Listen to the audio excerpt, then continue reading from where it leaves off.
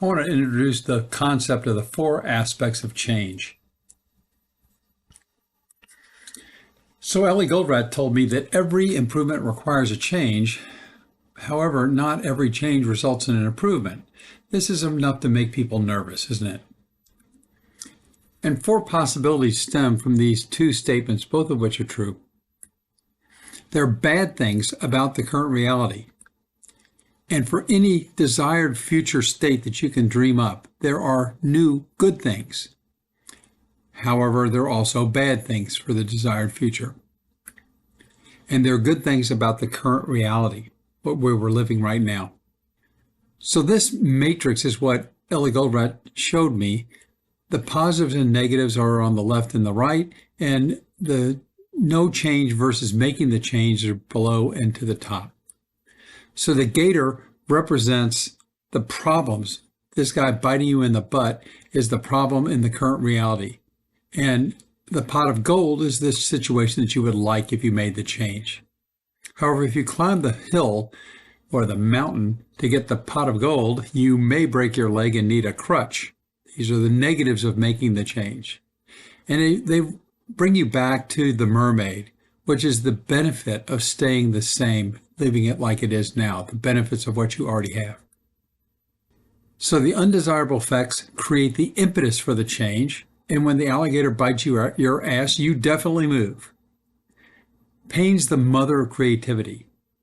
What we don't like, we avoid. In fact, fear of loss is twice the motivator as the opportunity for gain. The pot of gold represents the future desirable effects that establish the rationale for the consideration and discussion about whether or not to make the change. Creativity focuses on finding a positive future. Lacking agreement on a target saps consensus to change. So this arrow, the diagonal, represents the rationale for the change. And frequently this is as far as we go. You see a pro and con list. It talks about the positives and the negatives of any particular change. The negatives of making the change are new undesirable consequences that can stem from the change.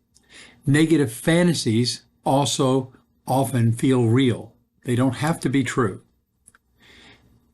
Even unlikely losses evoke fear. So I've got a chance of being struck by lightning if I walk out in the field when the rainstorm is out. Even though it's very, very unlikely, I'm still not willing to do it. I'm still scared of that. Worry about future negatives stymie the consensus needed to make a change. Fortunately, people usually discuss them openly. This is good news. Whining and hand-wringing. You didn't think I was going to say that was good news, did you? But it is, because at least it's out in the open. Love of current aspects of the current situation, and the loss of such desirables is feared. The positives of staying the same are normally personal and often embarrassing or even illicit. Unless there's a high level of trust in the culture of the company or in your family or wherever the change is being considered, they're not necessarily shared freely. This diagonal represents the emotions which resist the change. You won't see these in a pro and con list. Whereas the negatives of the change are sometimes addressed, the positive of not changing are seldom considered. People use the negatives as excuses to avoid the loss of the positives that they're reluctant to disclose. Science informs us that all decisions occur first emotionally. Only subsequently is confirming logic sought. So here's our 4 aspects of change matrix, or just the change matrix. I want to tell you about Camp's law. When in doubt, choose the less efficient route. If you want a change to occur, if it's important, then you'll spend your time to complete this diagram for each and every person who could possibly slow or block the change or impair the group's culture and satisfaction. They will not be the same. Different people will have a little bit of different picture. I'm well aware that Camp's law is obnoxious. I know you will pretend not to be in doubt, but the first corollary of Camp's law is people should more often be in doubt. If you don't fill this matrix out for each person, the change will be poorly implemented if it can happen at all. Now, that's not always true, but often. Poor strategies often win. Results are all in the implementation, so you don't have to have a brilliant idea. What you have to have is everybody all in to get it done. So step 1, articulate the alligators for a specific person. Then that person's pot of gold or pots of gold.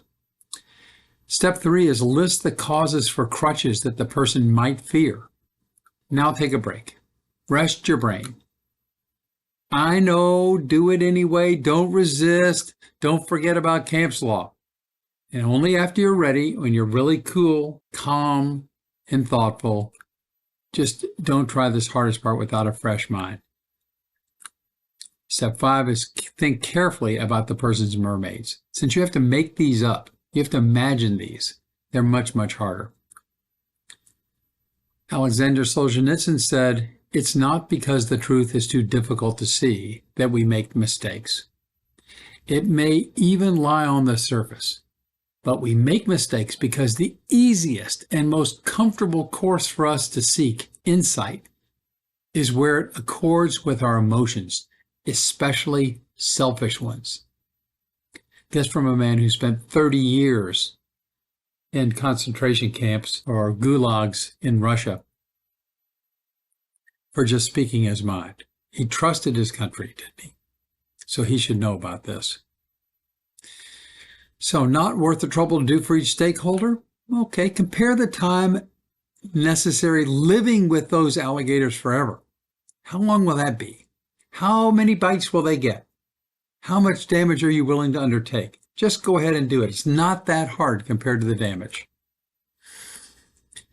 And one last thing. I'm aware that some may object to the mermaid as a symbol of guilty desires, thinking it to be misogynistic. While I don't want to offend anyone, these characters were part of a story my mentor, Ellie Goldratt, told me. Ellie studied philosophy, and I expect the reference is to the sirens whose song was such an attraction that it had tortured Odysseus as he was tied to the mast of his ship to resist the lure. I retain her as she is in honor of his memory, favoring loyalty above political correctness. But in red, please notice, beware the mermaid. She is the most dangerous element. That's all I've got for you. Use these in good health.